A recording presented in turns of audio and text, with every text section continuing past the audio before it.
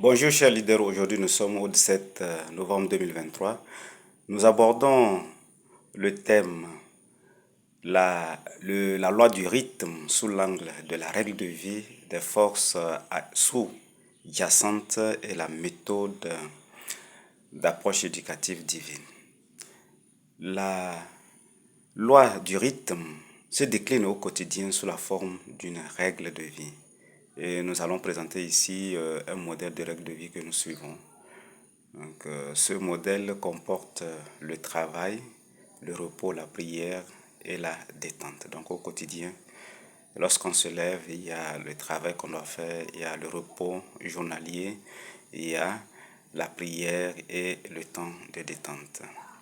Donc chaque règle de vie cache derrière des forces sous-jacentes. Le travail développe ce qu'on appelle la force gravitationnelle. Donc le contact avec le physique, le contact avec les autres, le contact avec même la dimension invisible développe en nous une très grande force comparable à la force gravitationnelle.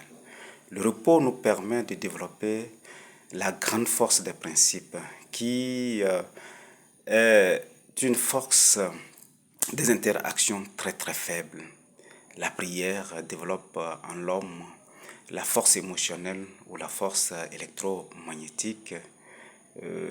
Quand on est en joie, lorsqu'on a peur, l'adrénaline, tous ces éléments développent en nous une très grande force émotionnelle. La détente développe en nous et en l'homme la force intellectuelle, donc qui permet de découvrir les doctrines. Donc c'est une interaction forte, donc qui est l'action forte des doctrines qu'on découvre lorsque on se met dans la détente. Donc Dieu nous permet de vivre cette règle de vie et pendant une certaine durée de temps utilise la méthode interdite ou la méthode de l'exclusion pour son éducation.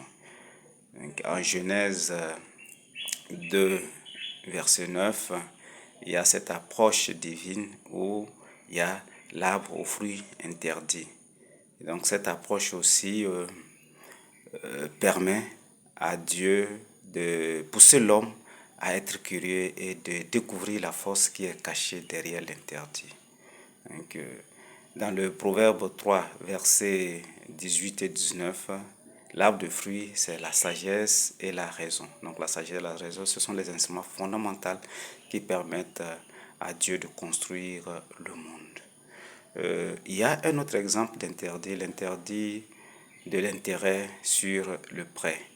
En Psaume 15, verset 5 et Exode 22, verset 24.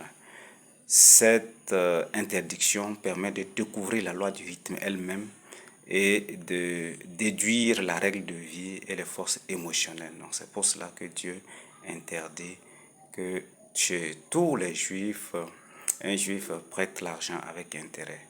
Donc cette interdiction, c'est simplement une approche pédagogique divine qui permet d'attirer l'attention sur la dimension spirituelle, la dimension invisible derrière l'interdiction. Donc quand Dieu interdit à Adam et Ève de ne pas manger du fruit de l'arbre de la connaissance du bien et du mal, c'est pour pousser simplement Adam et Ève à découvrir derrière cet arbre-là la sagesse et la force de la raison.